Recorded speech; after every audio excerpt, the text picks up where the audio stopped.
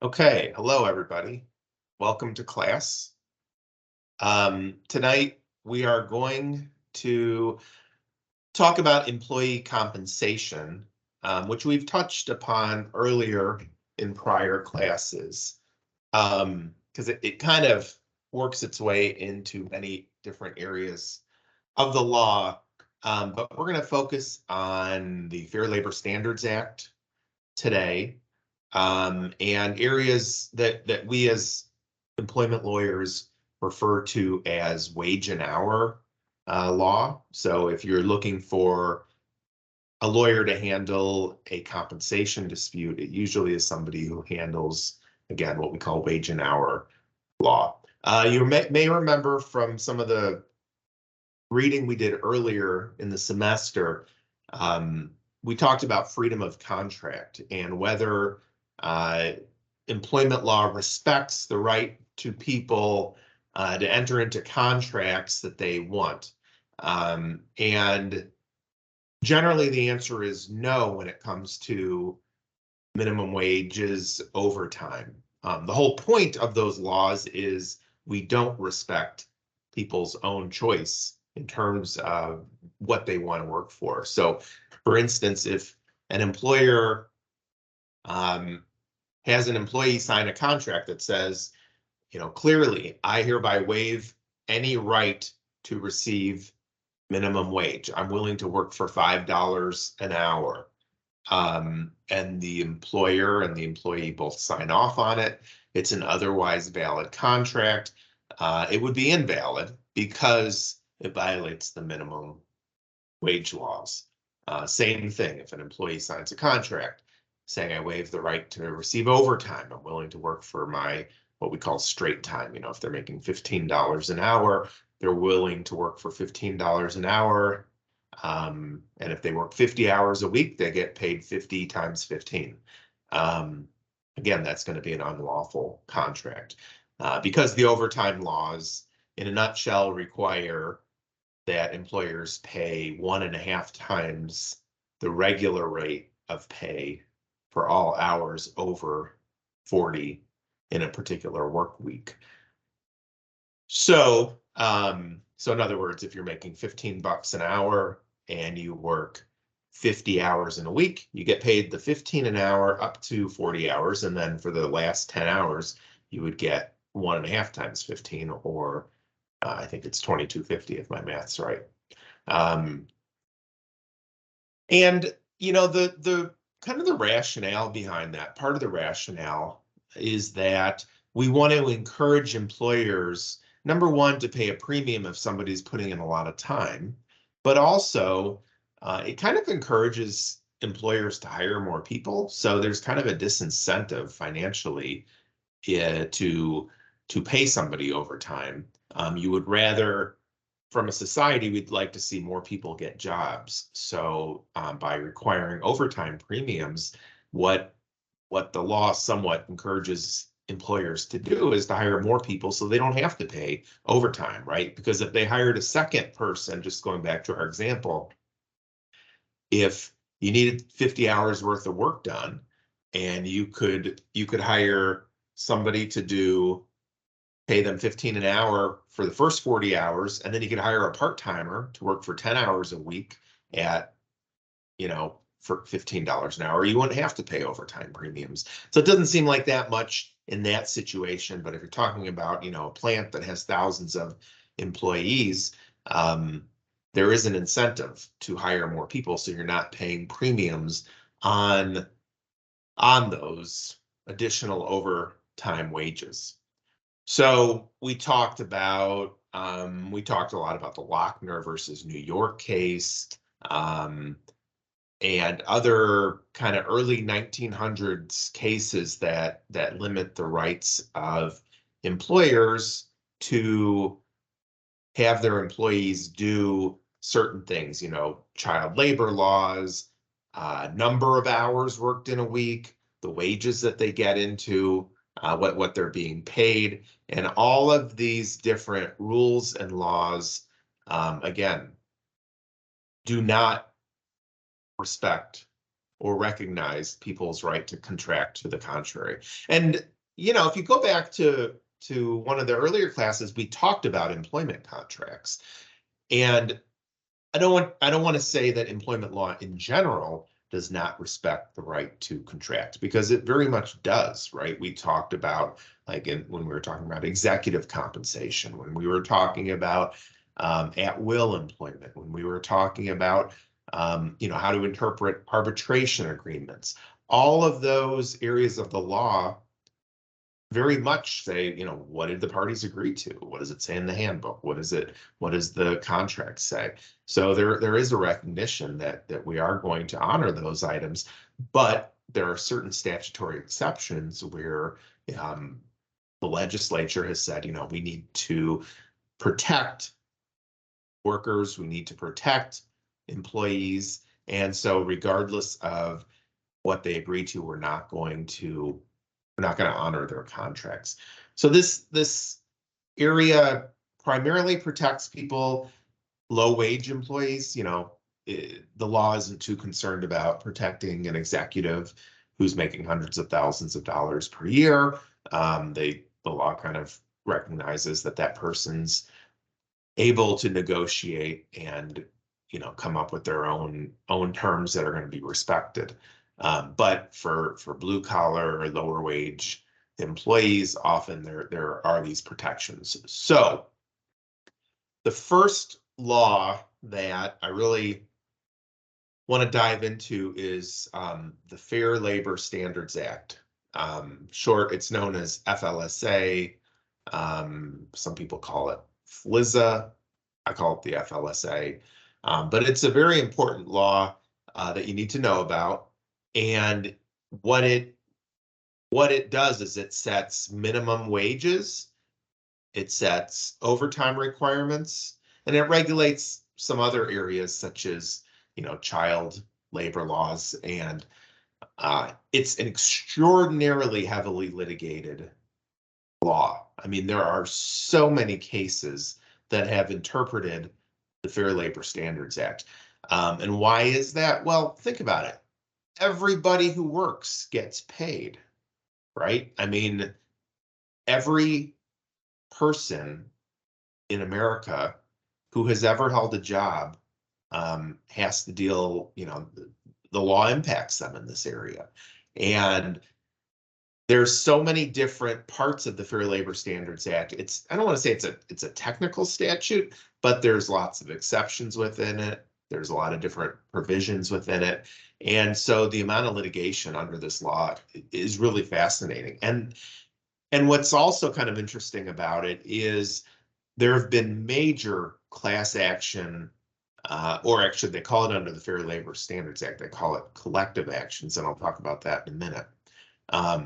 Where, you know, a large company like Walmart that has thousands and thousands of employees, and when they're paying them incorrectly, somebody brings this collective action lawsuit on behalf of all the employees, and the damages can be astronomical, because if you look at a company like Walmart, you know, what their payroll is per pay period is just enormous. And so if there are problems in how a company is paying their employees, their workers, there can be substantial recoveries.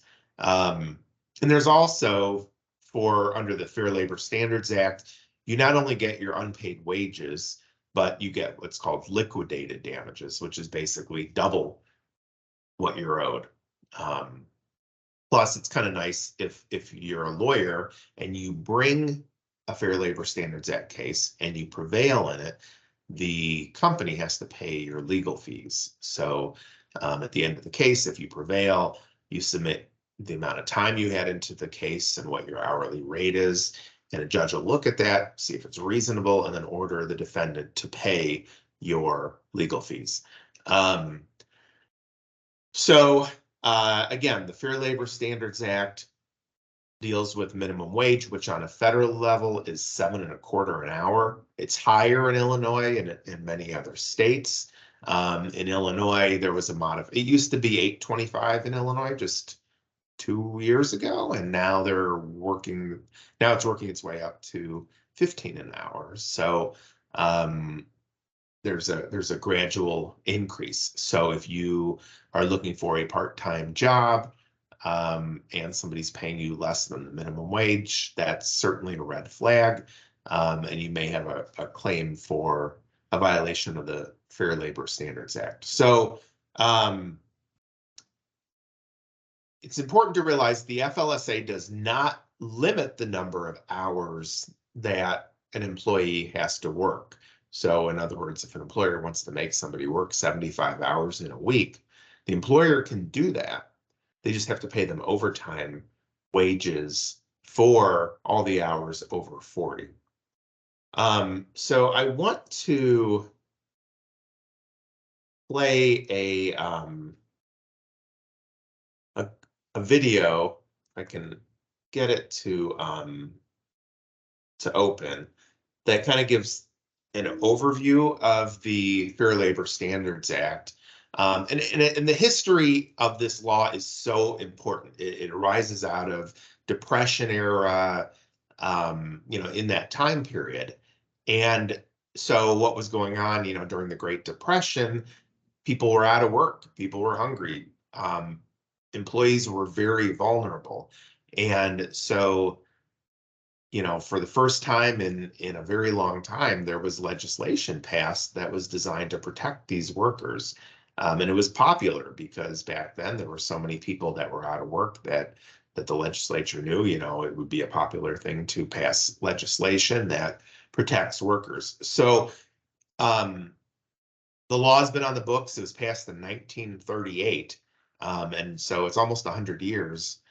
And it's been amended, it's been changed, and it's been litigated just a countless number of times. But I'm going to play this video because I want you to kind of understand the background on the law and why it was passed. So let's share the screen.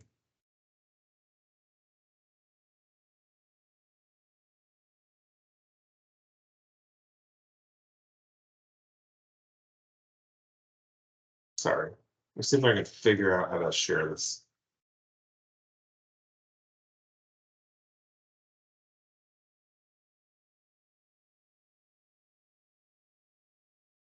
Okay, here we go.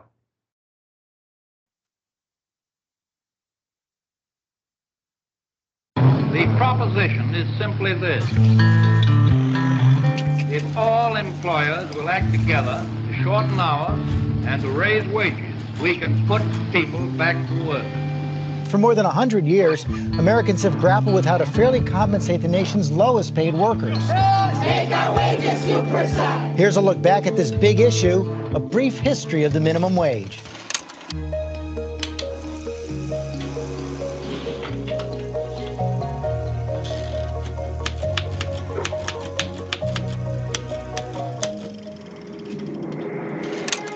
The seeds for a federal minimum wage were first planted in the industrial city of Lawrence, Massachusetts in 1912.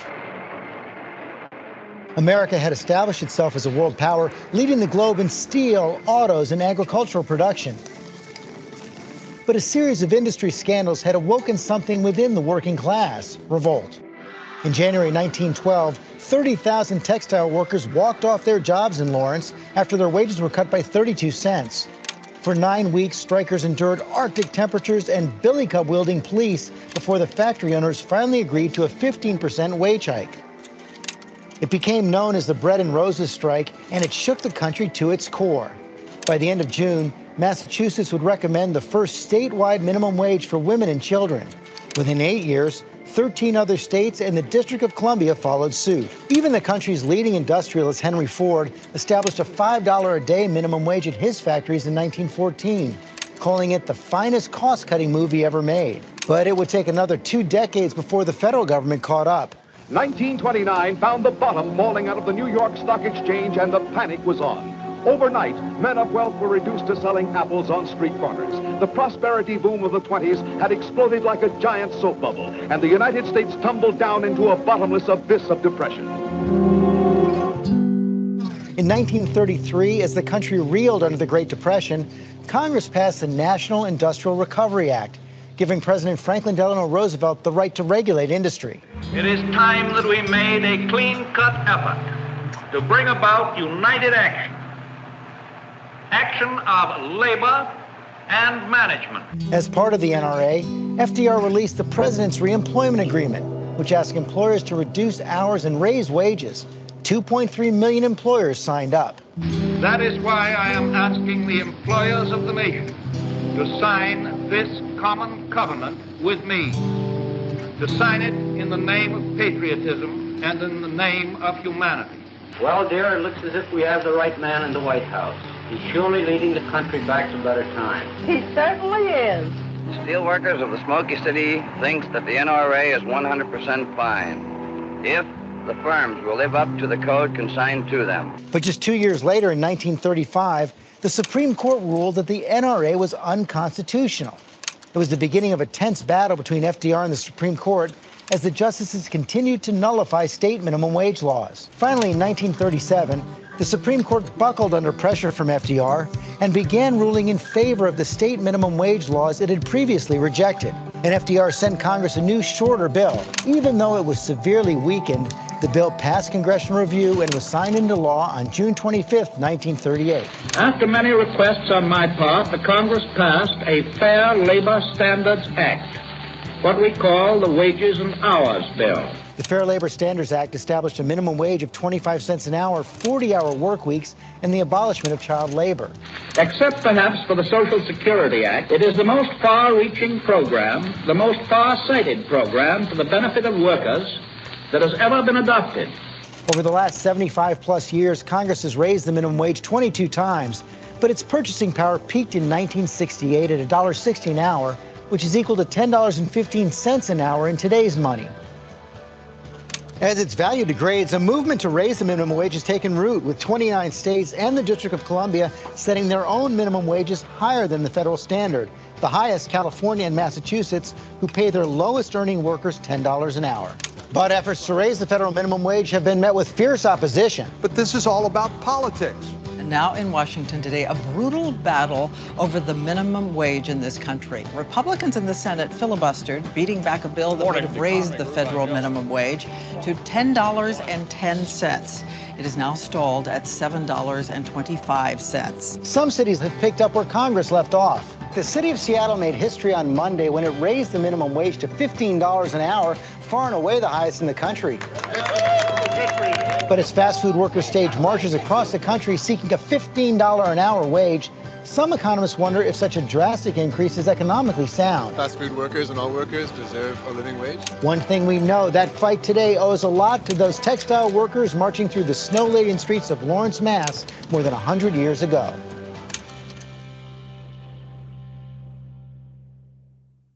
The Purdue Northwest instructors are amazing. They are very dedicated to that one-on-one experience that they can. For decades, the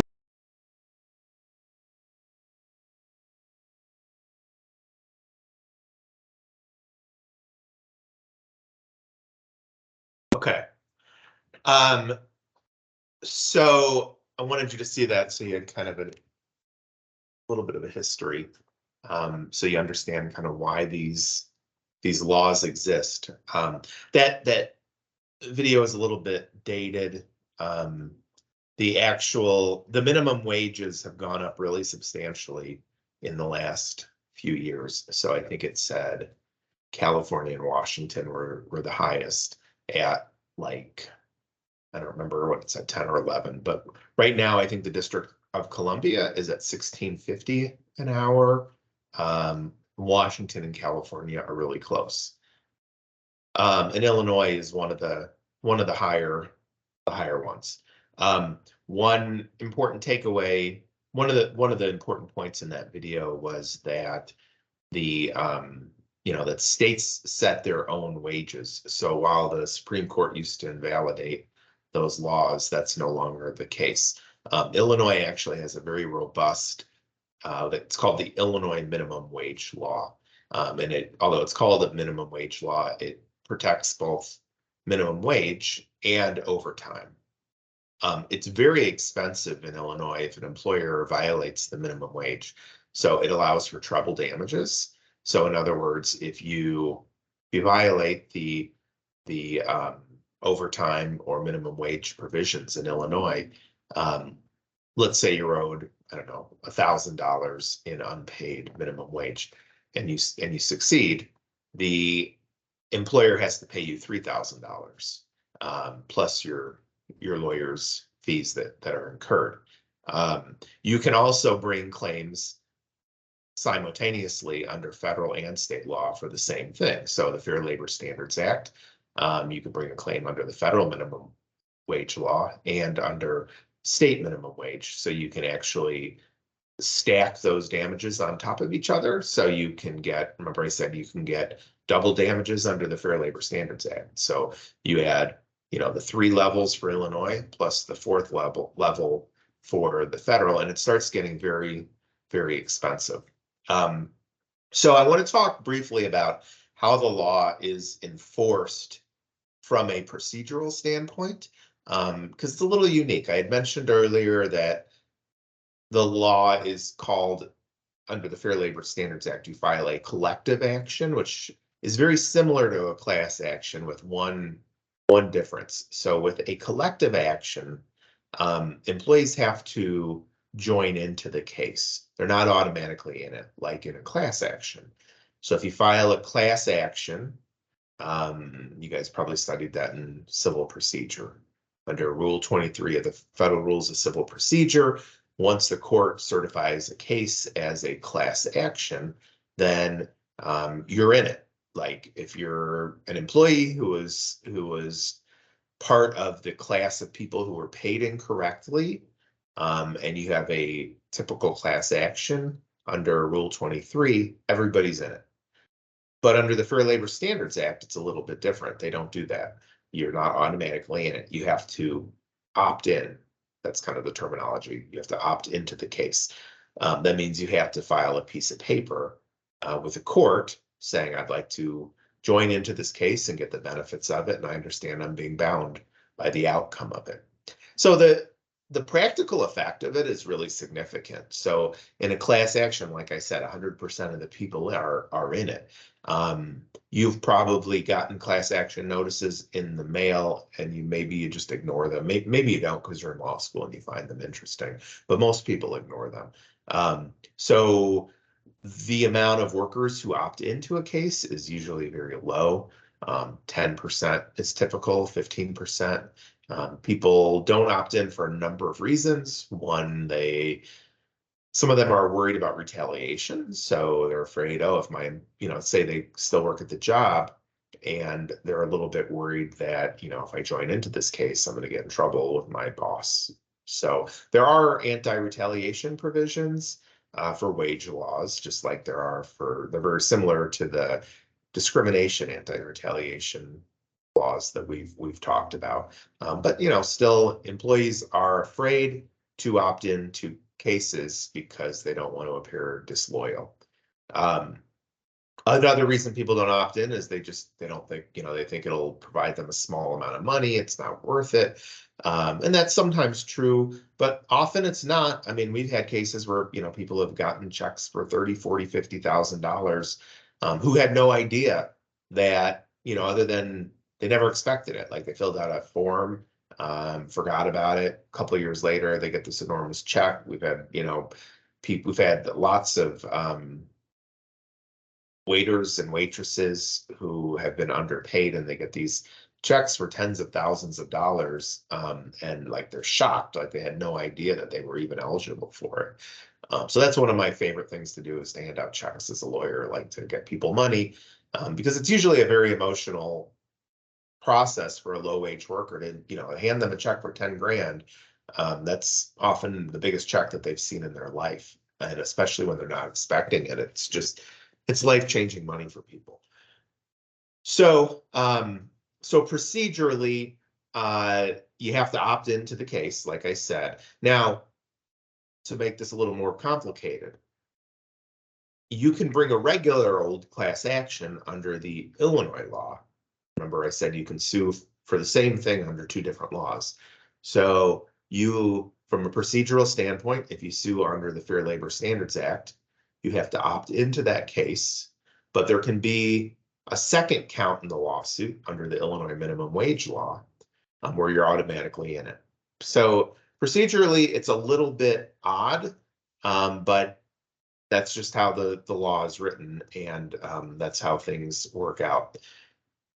When I talked about there being, trouble damages, or four if you stack them on top of each other. Now imagine that for thousands of people. Like the example I gave was 1,000 or 3,000, like big deal. That's not an enormous amount of people. But let's say you are talking about thousands of employees. Those penalties really, really add up and become very significant. And the idea is it's a deterrent to have employers pay correctly, because otherwise there's somewhat of an incentive for them not to pay people correctly. Like, it's kind of like if you're a thief and you know that the only thing that's going to happen if you get caught is you have to return the money. It's like, well, might as well try, because, I just have to give the money back. But if you have to spend time in jail, you may think twice about that. Kind of the same concept with paying people correctly. Like if an employer knows, oh, nothing's going to happen to me if I get caught for underpaying people, other than I have to pay them the way I was supposed to in the first place, they might as well not pay correctly. But when they have these high levels of damages, people really think carefully. There's also, believe it or not, in Illinois, it's a criminal offense not to pay people correctly. It's a misdemeanor. I've never seen it enforced ever. But it's in the statute, so it's there. I don't know that it'll ever be used, but maybe someday. We talked, so shifting gears a little bit. You may recall at the beginning of the class, one of the first things we talked about was who is an employee and who is an employer. Very important, because if you recall, if you're an employee, you're entitled to all sorts of protections.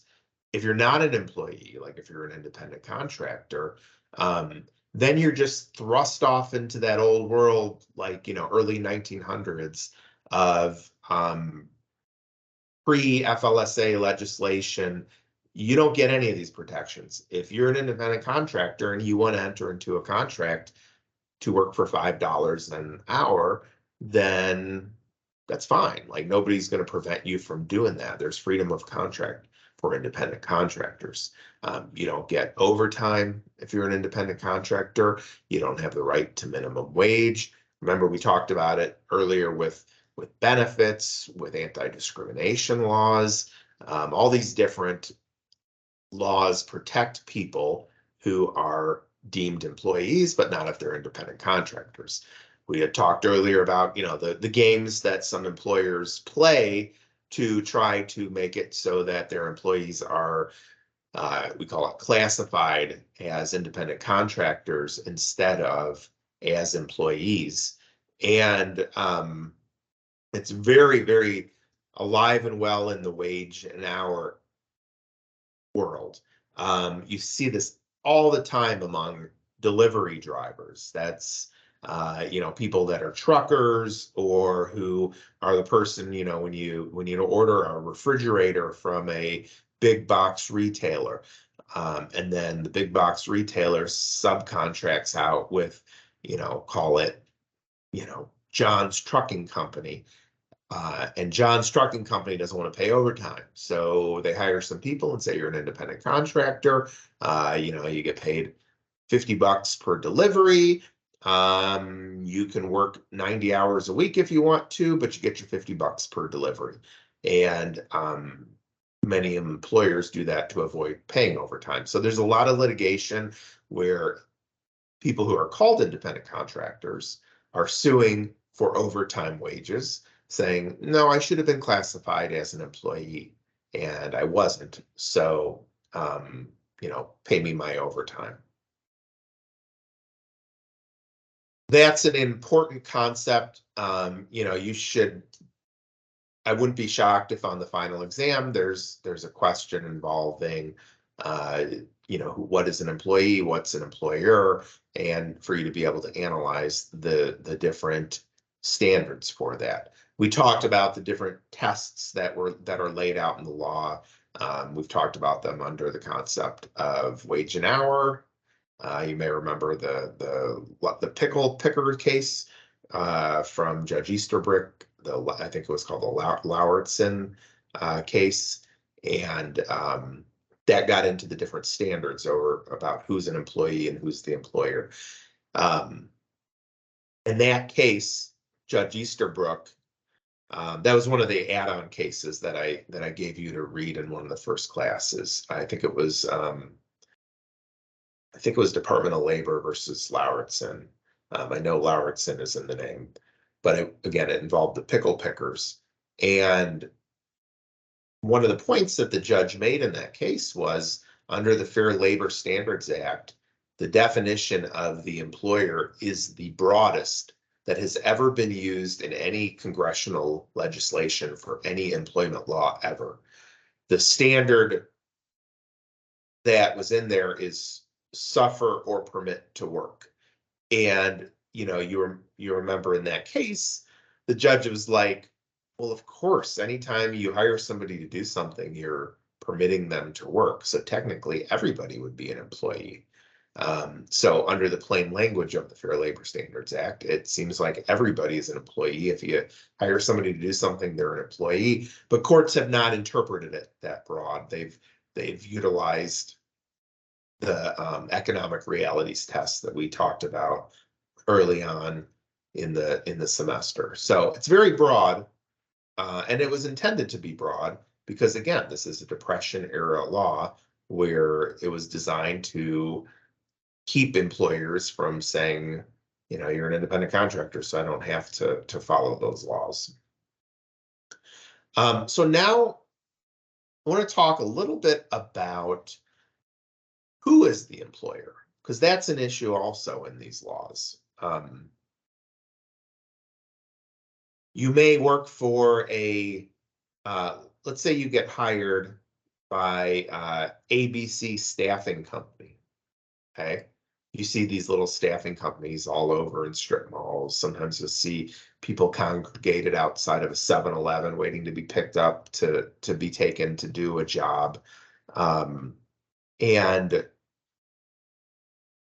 often the person who pays them is the staffing company, right? ABC Staffing. And let's say that they are taken out to work on Joe's farm because Joe doesn't want to hire employees because, Joe only needs employees, say 3 months out of the year to pick his corn. And he doesn't want to handle payroll. He doesn't want to deal with all these difficult discrimination laws that we've talked about. He doesn't want to worry about computing people's overtime. Joe doesn't want to deal with all the things that we've talked about throughout the semester, all the laws that are designed to protect employees. So in that instance, the law in many cases will say that both Joe and the staffing agency are deemed to be joint employers. Again, joint employers, or sometimes it's called joint employment. So even though you do not work for Joe and you're doing work for Joe, but you're not being paid by Joe, you're just going to work on his farm. The law says that Joe can be held liable for paying for all of your wages. And so why is that? Well, a couple of reasons. Sometimes unscrupulous companies will create a real thin company, like a staffing company that perhaps won't pay people. And, you work for your 2 weeks and you never get your paycheck. It's very unfair to low wage workers. And so the law was designed to allow people to look elsewhere to get paid. The work benefited Joe, so Joe should be on the hook if the staffing agency doesn't pay him. Now, that might be unfair to Joe, right? Maybe Joe paid the staffing agency already with the expectation that the staffing company would turn that money over the employees. So Joe may get, he may double dip, and so somewhat, so to speak. Joe may have to pay twice, but the law says, well, we want to encourage employers to hire responsible staffing agencies. We want to hire, we don't want them hiring fly-by-night people who are going to abuse and not correctly pay their employees. So, staffing agencies routinely are found to be joint employers along with the place that the employees are placed. But beyond that, you learn from your corporations classes that you can form separate corporations, right? You can have, let's say you do work directly for Joe's farm. And let's say, during the summer, Joe's picking corn, but in the winter, Joe wants to make more money shoveling snow. So Joe's got all these tractors, and so he turns them into snow shoveling plows. I don't know if a tractor could do that, but we'll just assume that they can.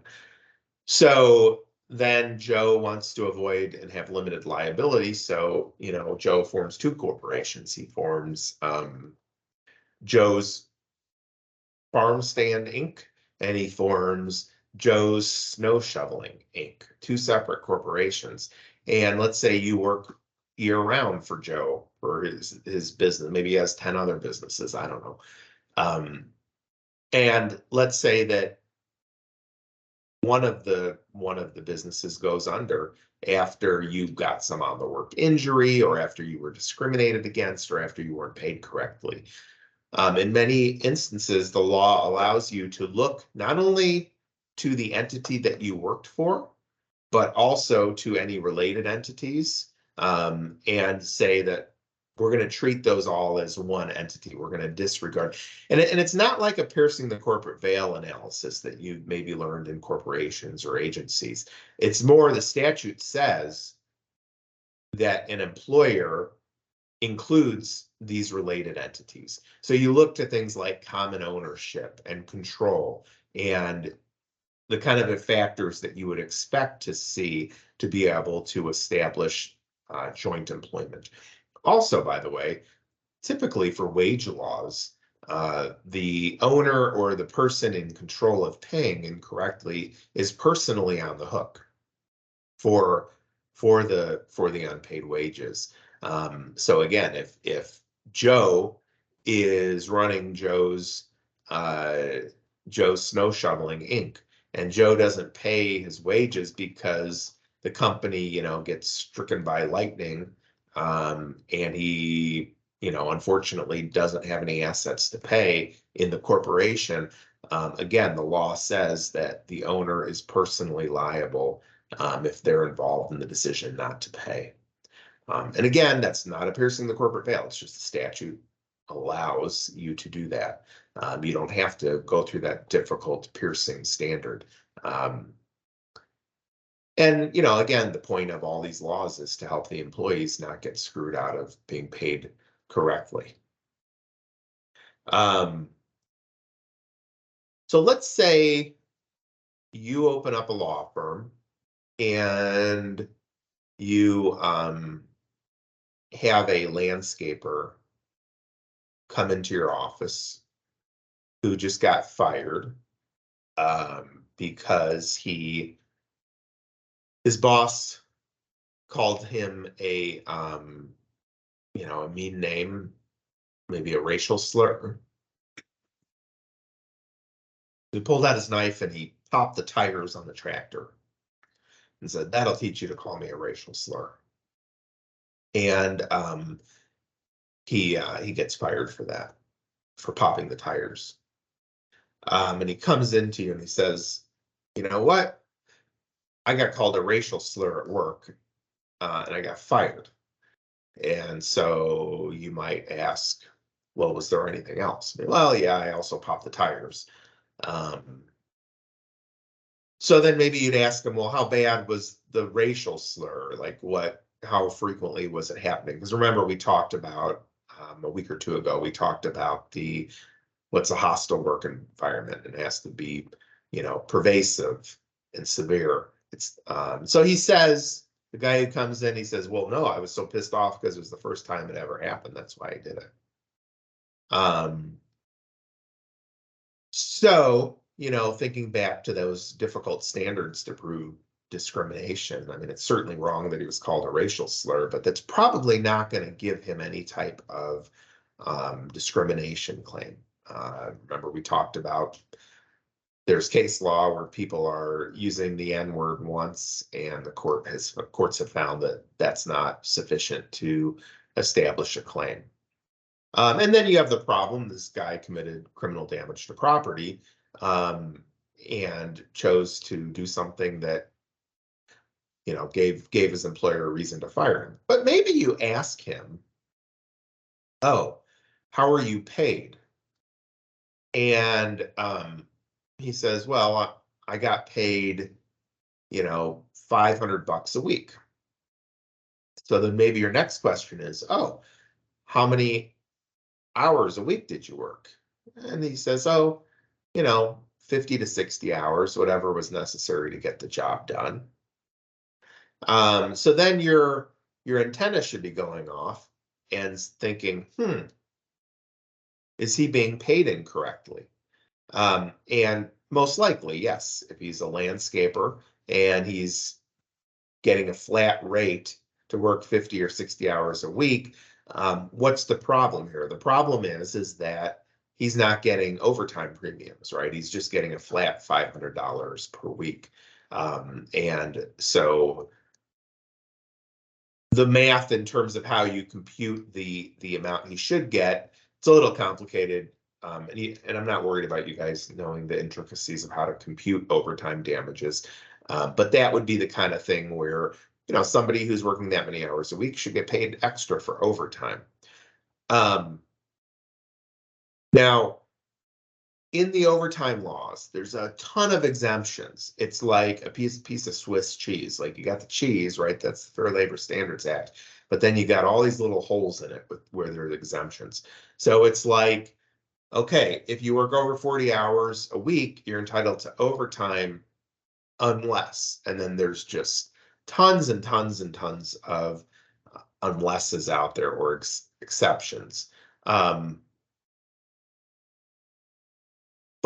And that's where a lot of the litigation occurs, right? Is seeing whether somebody should fall under an exception or not. Employers will, we call it misclassify people. So a lot of people think if you're paid on a salary, you're not entitled to overtime. Like the guy who was making $500 a week, his employer might say he was getting a $500 a week salary, so I don't have to pay him overtime. And that's just not the case. The law says that even if you pay somebody on a salary basis, if they're covered by the Fair Labor Standards Act, in other words, if they don't fall within an exception, you have to pay them overtime.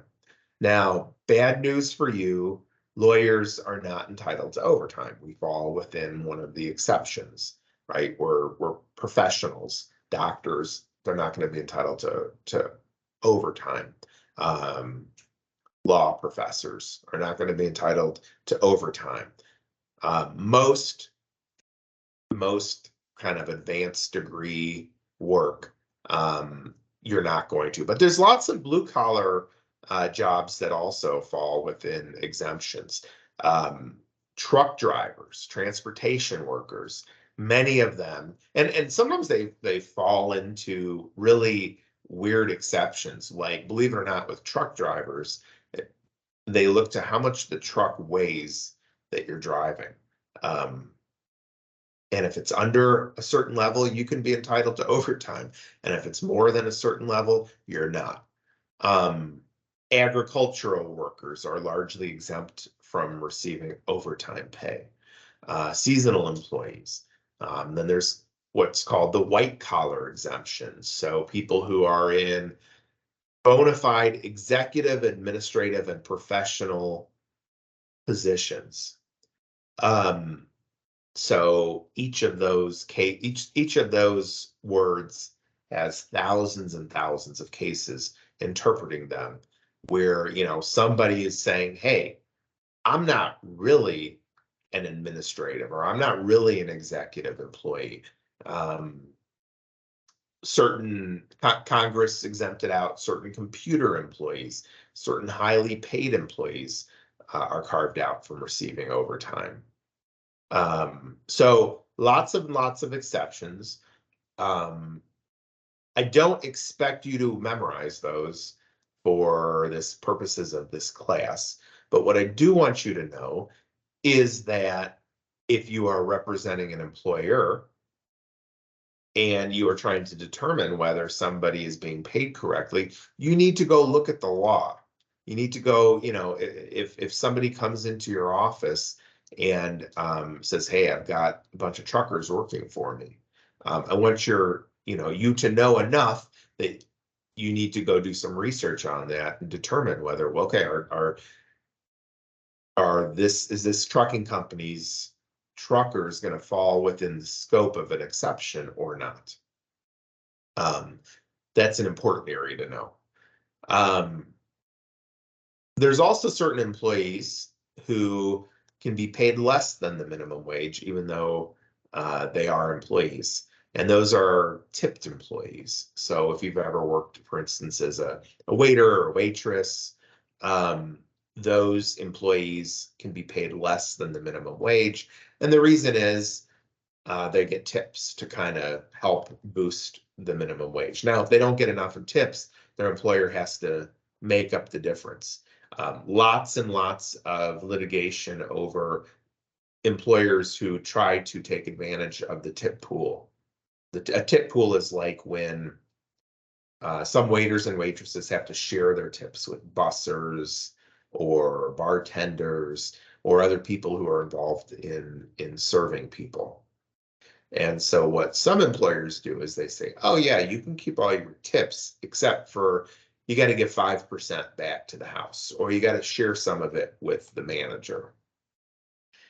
And the Fair Labor Standards Act actually says if you take any portion of the tip pool money or any portion of the tipped money and pool it with people who should not be in the tip pool, like managers or owners, you have to pay the employee the full minimum wage. So they're allowed to tip share with other people who are involved in servicing customers and who you would expect perhaps to get a gratuity or at least to help the server give customers a pleasant experience. But you can't take that money away. So why don't I'm going to go over the case law that we talked about briefly. I'll start out with the Costello versus Home Depot case. This is a very, very representative case of the kind of stuff that is litigated all across America, typically in federal courts, but not always. The reason being federal court is this is a federal law, the Fair Labor Standards Act, so many of the cases end up in federal court. So this, the plaintiff, Mr. Costello, he worked at Home Depot. He sued under the Fair Labor Standards Act, and he alleged he was I think it was an assistant store manager, right? So not a true manager, an assistant manager. If you ever saw, what was that show? Oh, The Office, where Dwight Schrute, I think he was always like the assistant to the assistant, whatever. And if you think about that,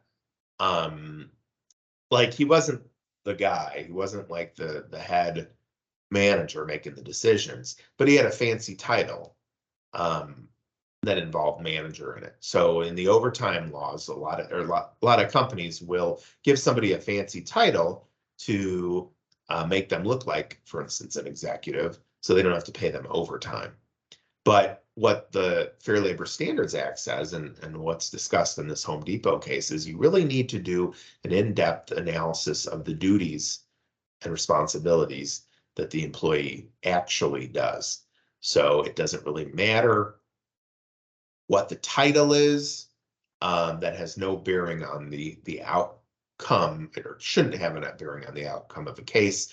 What a court should do is analyze and scrutinize what was the employee actually doing. So this Home Depot case, it proceeded as a collective action. We talked about those earlier. And, the court, so one of the things the court did is it looked at the job description of these assistant store managers. And that's relevant, right? Because it describes what they do. And then it went on for pages and pages and pages in this case to describe what the employee actually did, not just what was in the job description, but what they actually did. But, the job description said the duties included recruiting, interviewing applicants, making recommendations to the store manager about hiring for open positions. So again, that's kind of like the Dwight Schrute being the assistant to the assistant. He's not the one saying whether you should hire or not. He's giving a recommendation. They said he conducted 200 to 300 interviews where he asked people about their product knowledge, department preferences, previous experience, and made recommendations then about who should have been hired. But in terms of, the case goes on to say the final decision about who actually was hired was made by the store manager or the human resource manager. So, and he did some training, but the question was whether he was an executive employee. A lot of these people, including him, are not paid particularly well. They aren't paid like what you think of as an executive.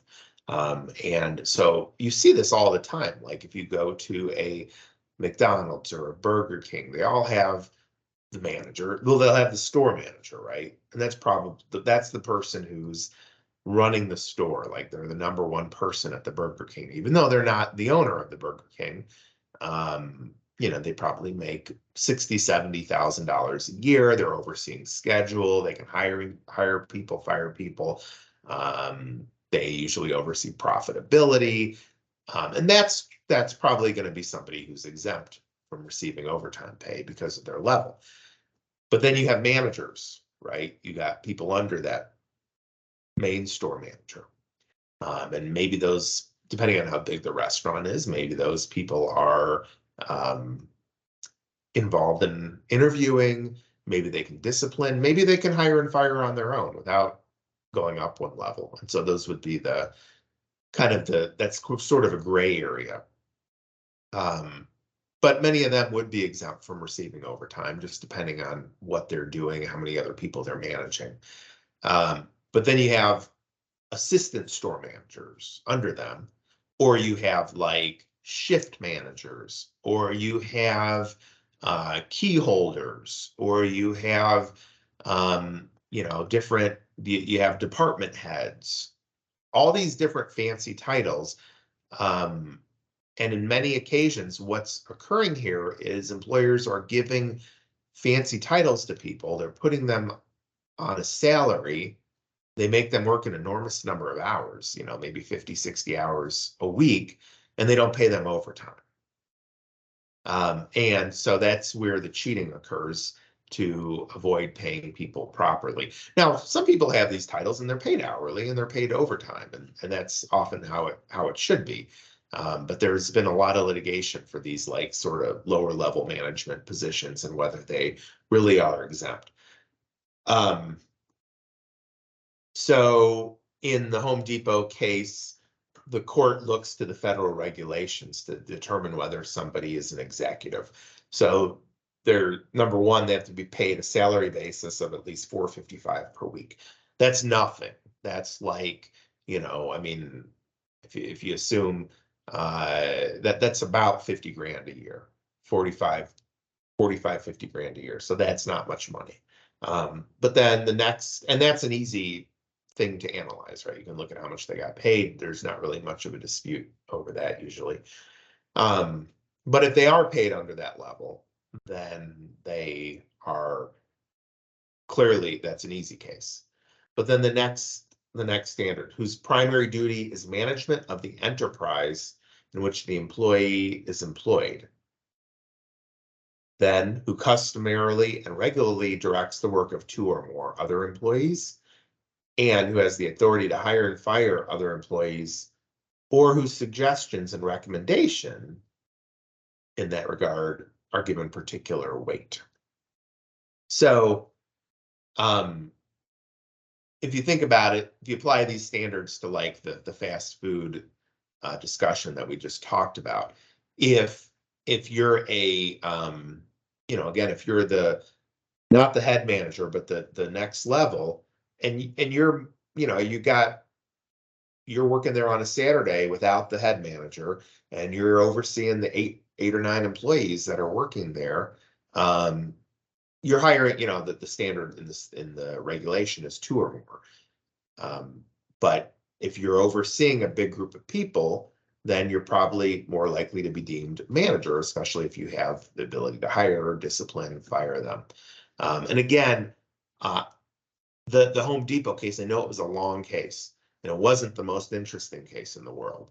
But what's the important takeaway from that, I think, is that it's such a fact-intensive analysis where you just have to really dissect what somebody's job duties are and what are they really doing on a day in, day out basis.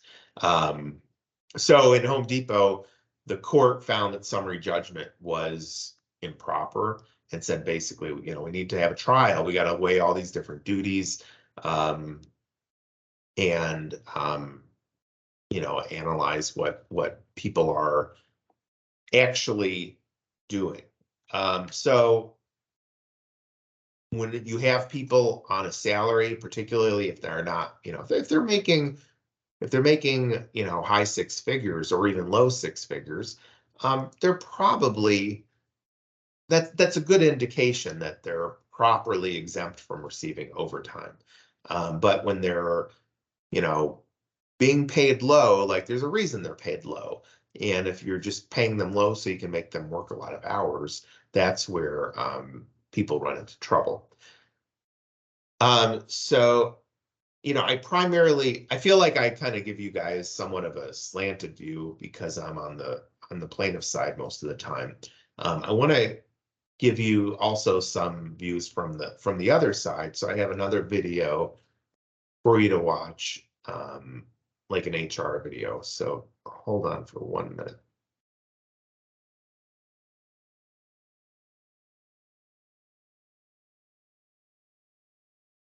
The women's soccer teams are finally being paid equally.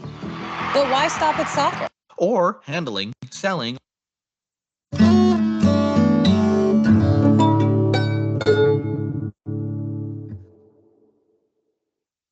HR Basics is a series of short courses designed to highlight what you need to know about a particular human resource management topic. In today's HR Basics, we explore the Fair Labor Standards Act, known as the FLSA. The Fair Labor Standards Act, or FLSA, establishes a minimum wage, overtime pay, record keeping, and child labor standards. The Wage and Hour Division, or WHD, of the U.S. Department of Labor, known as the DOL, administers and enforces the FLSA with respect to private employment, state and local government employment, and federal employees of the Library of Congress, U.S. Postal Service, Postal Rate Commission, and the Tennessee Valley Authority. All employees of certain enterprises having workers engaged in interstate commerce, producing goods for interstate commerce, or handling, selling, or otherwise working on goods or materials that have been moved in or produced for such commerce by any person are covered by the FLSA.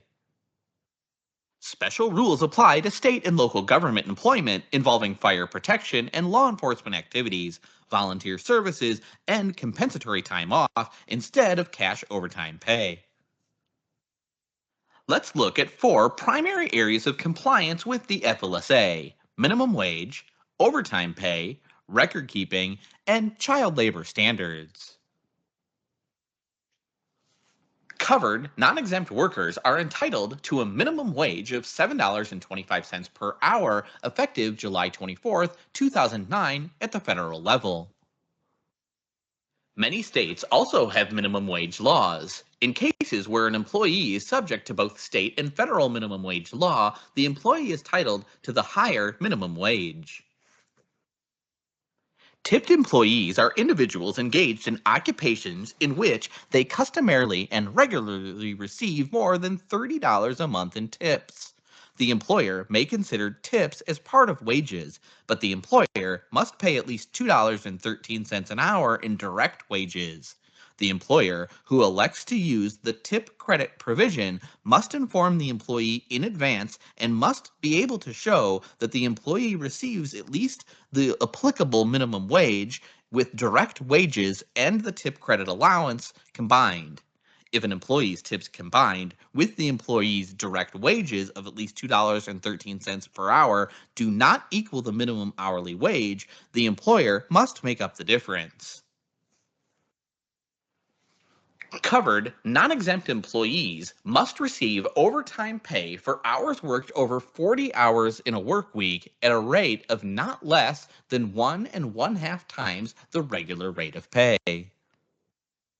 There's no limit on the number of hours employees 16 years or older may work in any work week.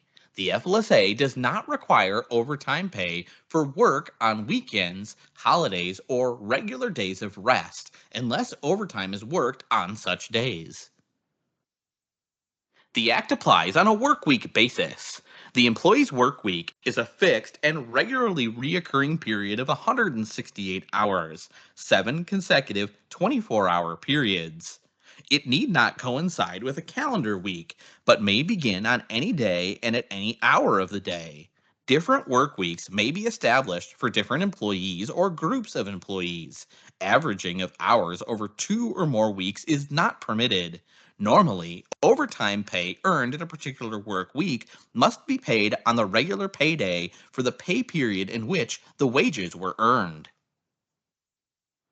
Deductions made from wages for items such as cash or merchandise shortages, employer required uniforms, and tools of the trade are not legal to the extent that they reduce the wages of employees below the minimum rate required by the FLSA or reduce the amount of overtime pay due under the FLSA.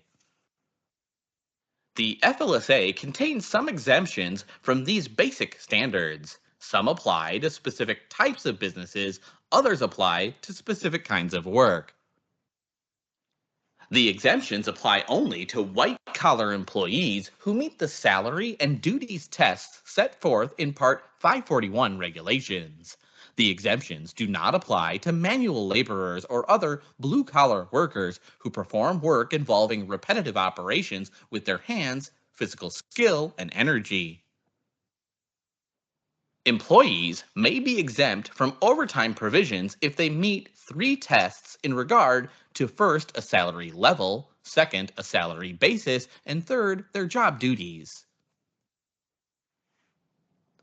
Test 1 is the salary level test, where the employee must be paid a certain amount per week or biweekly, monthly, or annually. These amounts are actual payments, and salary should not be prorated for part-time employees. Note that there have been recent changes in the levels of salaries for this test. Test 2 is the salary basis tests. Employees must receive a predetermined, fixed salary that is not subject to reduction due to variations in quality or quantity of work performed, except for some very narrow specified circumstances.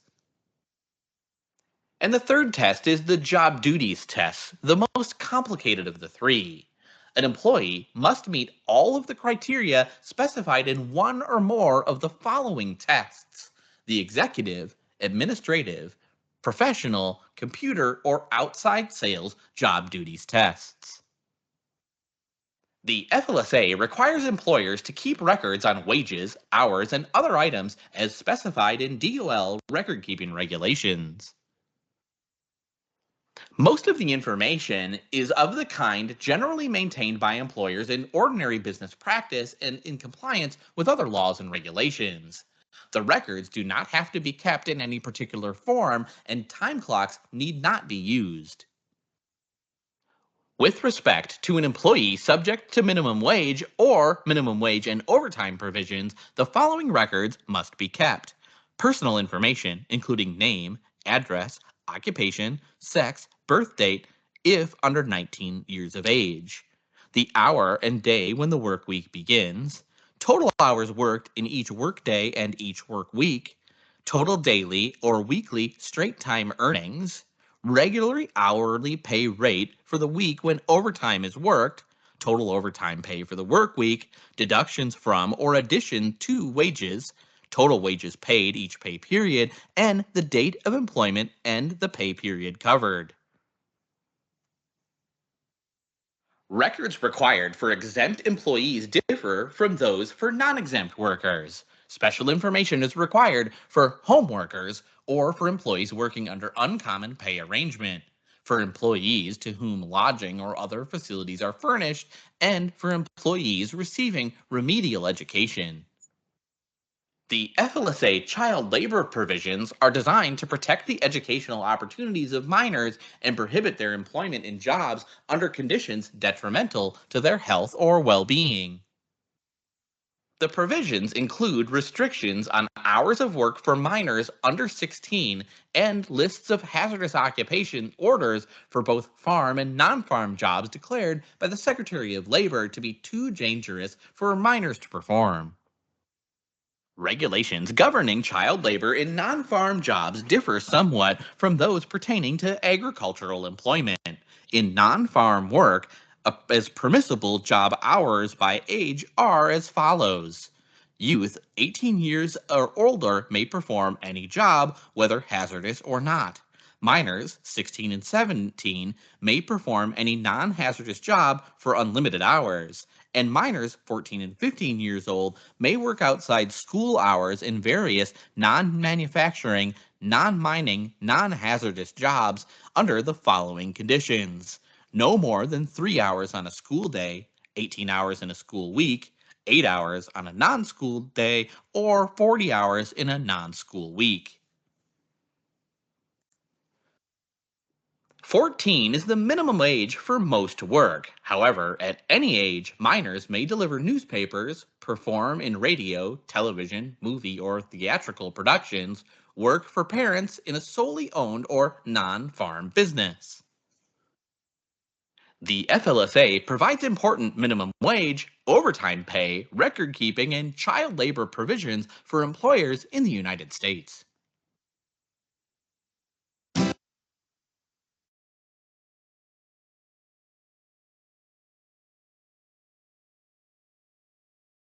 Okay. So I wanted to provide that as sort of a overview. You know, if you're working on for employers, for human resources or advising HR professionals, that's kind of the high level of what the Fair Labor Standards Act governs. And, you know, I think most human resource professionals try to do the right thing. You know, they try to, it's a complex area and it's not the easiest to figure out, you know, whether somebody's exempt, non-exempt. And so there's a lot there. I don't expect you to remember all those rules in this class. I know the statute's complex, but those are that's kind of the overview and what I would want you to at least have on your radar that, hey, you know, if somebody comes to me and says, I got a 16-year-old, can I have them, you know, who applied for a job here, can I have them do this kind of work? You know, say, well, I don't know, but I'll go look up the law and see what it says. I still remember my first job that I got was when I was 13, and it was at there was a dishwasher at a restaurant, and I was there maybe 7 or 8 months, and my boss came to me and said, you know what, you can't work here anymore because we got in trouble for having underage people working. So probably, you know, a Department of Labor audit or something like that led to him being in trouble. And back then, the minimum wage was $3.35 an hour. So seems like a lot less, but from, you know, the cost of living and everything, I don't know if it's kept up or not. Okay, so moving on. We're not done with the Fair Labor Standards Act. We're about halfway through it. I want to talk now about what is compensable time or time worked under the Fair Labor Standards Act. Believe it or not, lawyers, of course, have turned that into an issue that gets litigated as well. So, you know, we all know that, you know, going back to is it Joe's farm or Fred's farm? I think it was Joe. If we talk about Joe's farm, you know, the time that you're out there picking corn or shoveling snow, that's clearly time that you should be getting paid for, right? I mean, you're actually doing the work, you're plowing the fields, you're shoveling the snow. There's not going to be any dispute about that. But what about the time it takes for you to drive to Joe's farm? Or what about the time it takes once you get onto Joe's farm? Maybe it's, you know, maybe it's a big farm and you gotta drive up the road for 15 minutes once you get on the property to get up to Joe's farm. What about the time afterwards when you have to, you know, clean off your car because the animals on Joe's farm defecated on it? Or what if, you know, what about the time when you're changing your clothes if he has a uniform? Should you be getting paid for all of that time? And so that's a, you know, that area of law that sort of has its own area of litigation, and to make it even more complicated, so there's different standards under state law and federal law. So in 1947, so about a decade after the Fair Labor Standards Act passed, Congress passed something called the Portal to Portal Act, which essentially says this time spent going from doing the primary activity and, you know, until you get to doing the primary activity. And then once you're done, like portal to portal, you only get paid for the time doing the primary activity. You're not getting paid for anything before, and you're not getting paid for anything after. And the reason for that is people were suing, you know, let's say you took a bus to your job. And I don't mean like you took the city bus to get to your job. A lot of these big factories will have, like, you get it to the parking lot, and then maybe there's another 20 minutes to get through a bunch of gates. Once you're at the parking lot, you're riding on a bus, you're going through the security, all this time that you're on the employer's premises, but you're not getting paid for. So the Portal to Portal Act essentially says they don't got to pay you for any of that time. They only have to pay you from the time during which you are working. By contrast, in Illinois, for instance, they don't have that same rule. So, you know, time that you're spent preparing to work, those kinds of things can be compensable. But let's focus on the federal law. The question that the courts ask is whether the work is integral and indispensable to the primary activity.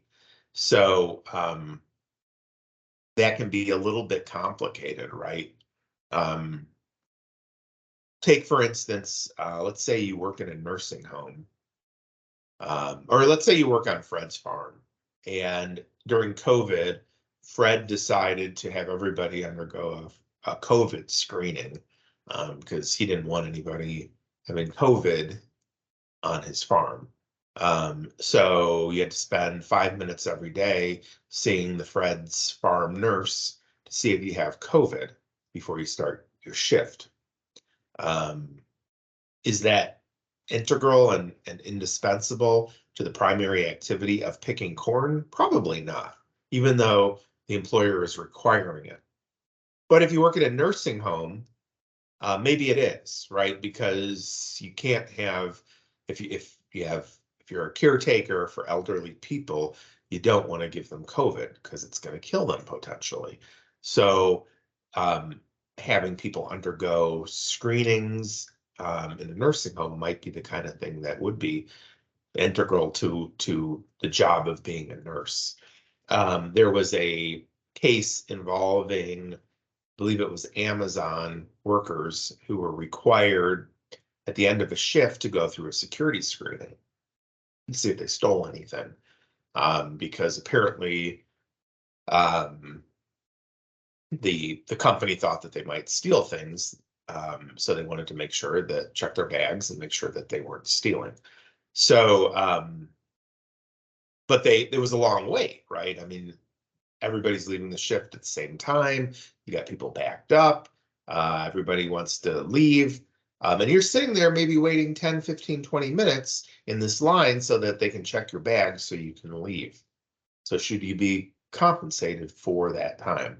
Well, the Supreme Court said no, that was, again, not integral to or indispensable to their jobs working at Amazon. That was the integrity staffing case. It was in the textbook, just not the full case, but it was just they discussed it briefly. I think integrity staffing was a staffing agency for Amazon. I could have that wrong, but I think that's what it was. So again, Illinois has a broader law. Probably that time waiting, at least there'd be a good argument under Illinois that it would be compensable. Then you get, into questions of whether time, whose time is it? Is it your employer's time or yours? So let's say you get a job at a law firm, maybe not a great, let's say you're a law clerk and you're getting paid for being a law clerk. And you work for a real demanding boss who likes to text you at night and ask you, hey, did you look at this? Have you done this yet? Did you call this client back? So your normal work hours are 9 to 5, but the boss is constantly texting you, at 7 o'clock at night, at 8 o'clock at night. And maybe it only takes you, how long does it take to answer a text message? Maybe it's a minute, maybe it's 2 minutes, maybe it's 2 seconds to respond to a text. But should you be compensated for that time at night when you are responding to text messages? There's been a lot of litigation over that, and the answer can be yes, sometimes you should be. There was a case involving, I believe it was Chicago police officers who were getting, text messages during their off hours. And, should they be compensated there? Another issue that comes up is meal times. Workers, say you work 9 to 6, but you're supposed to be off from 12 to 1 for your lunch. But your employer says, yeah, eat lunch from 12 to 1, but if the phone rings, pick it up and answer it. And maybe the phone only rings once or twice for your lunch. But by restricting your ability to leave the premises, for instance, or by, making you monitor, making you do some work during lunch, the employer may be on the hook for paying you for that time. So, these are all questions that end up getting litigated, typically when a disgruntled employee goes to an employment lawyer and says, hey, I was fired for such and such a reason. And the employment lawyer says, oh, were you being paid? Were you being paid for this work? Were you being paid for that work? The other way that these things get brought up sometimes is unions will say, hey, it's not fair. We've got like thousands of people who are not being paid correctly for things. And so sometimes the unions will pursue it. So let's turn to the Papps versus Oklahoma gas and electric case. It's a 2000 case from the 10th Circuit Court of Appeals. And that was the case that involved the technicians who monitored alarm systems, and their employer made them be on call 24 hours a day on the weekends. So basically, they weren't working that much in the traditional sense of how you think of work, but they were required to answer a alarm within 10 to 15 minutes. And they would get, 3 to 5 of these alarms per night. And what their employer did was they paid them an hour per alarm that went off. So you might think, oh, well, that's a pretty good deal. They're spending 10 minutes responding to a call, or 20 minutes, and they get paid for an hour. That's not such a bad deal. But on the flip side, are you really, if how well of a night of sleep are you going to get if you know you're going to get woken up a couple times in the middle of the night? Are you free to leave? Like, are you free to sleep over at somebody else's house? Are you free to, go out with your friends that night? Are do you lose that freedom if you have to be sitting there monitoring an alarm? And so that's what the court wrestled with in this case, and ultimately found the time to be compensable, that they should have been paid for that entire time period. And I also thought it was cute that the employer said, well, then we should get an offset for the time that we did pay them. The court said, no, you have to pay them for the full time that they're working. And the court applied, there's this standard of whether you are engaged to wait or waiting to be engaged. And on-call time, that is sort of the standard that they looked in that case. And so the courts again apply a very fact-intensive analysis to determine, should you be paid for this time where you are, not necessarily like working like you do during the day, but you sort of lose your freedom in terms of what you are able to do. And that's unfair to an employee to make them do that and then not to pay them for that. So so these are the issues that we deal with in the wage and hour world. It's how much you got to pay somebody, whether you got to pay them extra for the hours that they work, whether you can pay them just a base salary. What is is the time that they're working? Is it compensable? Is it not compensable? And there's a lot of struggle. I mean, the goal of an employer is to keep their labor costs down. They don't want to pay people a lot. And that's why they put people on salary, so they don't have to pay them time and a half for overtime. And on the flip side, you have the employee who, they don't want to devote all their time to the employer. They want to be able to do things in their life other than work. Or if they work, they want to be paid extra for it. They want to receive the overtime premiums. And so that's sort of the struggle that you see in this world. And you'll see some of you will go to law firms where you will be paid a salary, and some law firms will expect you to work 80 hours in a week. And maybe they pay you more overall, and maybe you're like, that's great, and I want to do that because I want to earn the extra money. Other people prefer kind of a lifestyle where they're not working as much. So maybe you're happy making less money, but working, 40 hours a week, which is a little unusual for a lawyer, but there certainly are 40-hour-a-week jobs out there for lawyers, but it's a trade-off.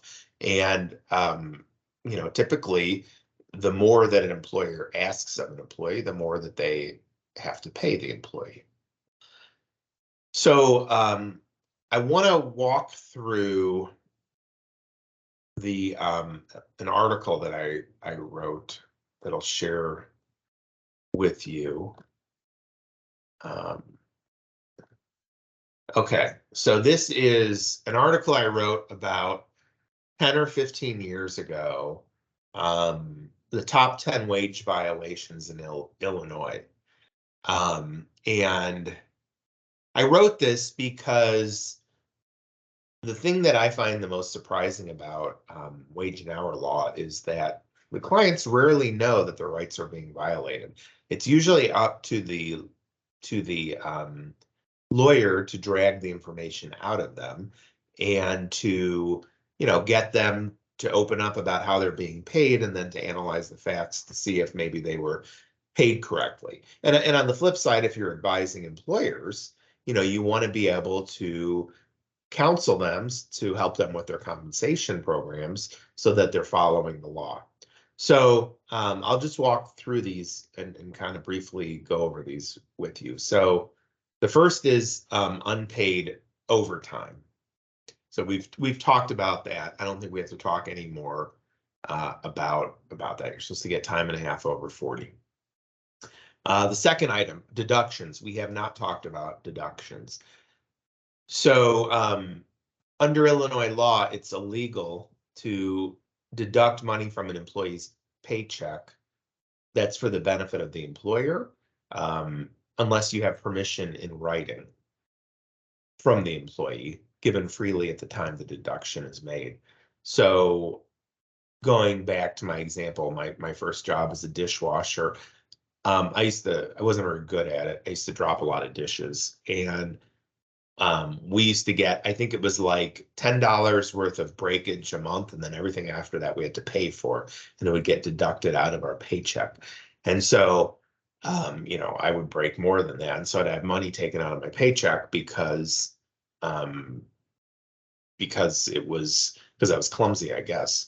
But if you do that, if an employer, and you see that, like, truck drivers are always getting, they get into an accident or they get a ticket or something like that, their employer will deduct the cost from their wages. We had a case involving people who worked at a retail clothing store, and if their cash register was short, like let's say it was $10 short or $3 or 3 cents short, that money would get deducted out of their paycheck.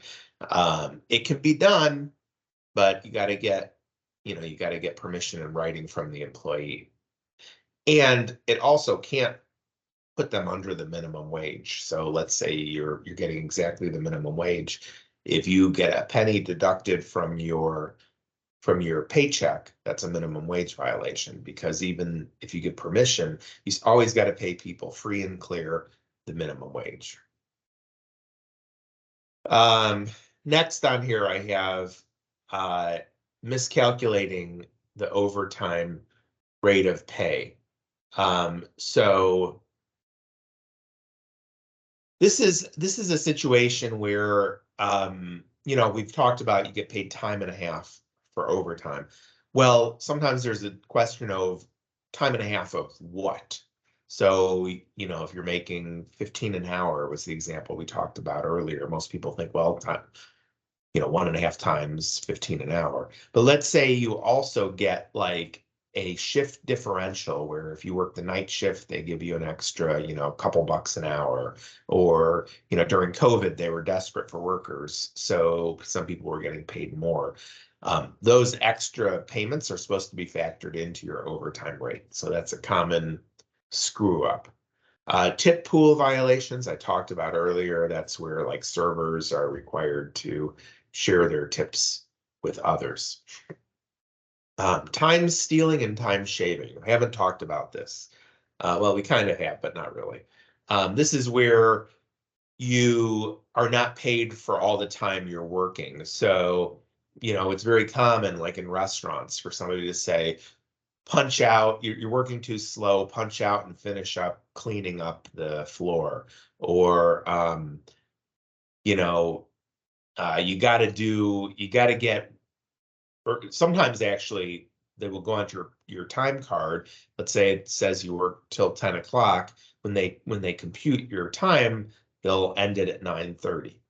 We call that time shaving, like they're shaving off time from your paycheck. So that happens. It happens a lot in restaurants. That's where we see that happen. But sometimes there's rounding, for instance, that happens where a company will say, okay, we're going to round always in our favor. So, if you get to work at 9:55, then we're going to round up to pretend that you got there at 10. But if you got there at 10:05, we're going to not round and just start the clock at 10:05. So those little, I mean, a lot of this is just nickel and dime stuff, on an individual basis for one employee. But when you average it out for thousands of employees, shaving 10 or 20 minutes per employee per week can be millions of dollars per year that an employer would save. And sometimes it's set, sometimes it's a corporate policy. Other times, a manager might have a goal of like minimizing labor costs, so they will actually just do it on their own. It happens. Next is independent contractor misclassification. We've already talked about that. Next is vacation time. So in Illinois, unlike many other states, if you pay somebody vacation time and they leave, you have to pay them out the monetary equivalent of it. So, if you have 3 days of vacation saved up, and you make $100 a day, they got to pay you $300 when you leave your job. You can't forfeit people's vacation when they leave.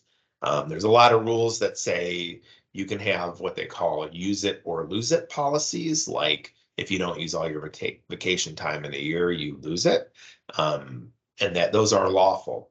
But if you don't have a policy like that, then it rolls over. Sometimes you see people, particularly like public employers, where somebody will have like, after a long career, they may have like a year of vacation time saved up. And sometimes they're entitled to be paid out for all of it, like a whole year's salary upon termination of their employment. So got to pay out vacation time in Illinois. Off the clock work, we've talked about, again, making somebody do work when they're not being paid. Municipal ordinances. So I've talked about federal law, I've talked about Illinois, but there are different municipalities have their own minimum wage. The city of Chicago, Cook County, they were a bit ahead of the curve in terms of minimum wage. So Illinois is now catching up, but for a long period of time, a couple of years, the minimum wage in Chicago was higher than the rest of the state. So municipalities can even have their own minimum wage. And then finally, retaliation. If you're not being paid correctly and you speak up and you get fired for that, there are anti-retaliation laws that protect employees to be able to speak up about not being paid correctly. So those are very similar to the anti-retaliation laws that we talked about in the other areas that we covered throughout the semester. So, in sum, I think the takeaway for this class is, employee compensation is an area that really is just rooted in our nation's history. There's such a interesting labor movement that has pushed wages up. Our wage laws are from the Depression era, and I think that has really dictated why we have laws and why they are what they are. And the idea of having a living wage has been one that is constantly a fight between employers on the one hand and labor unions and employees on the other.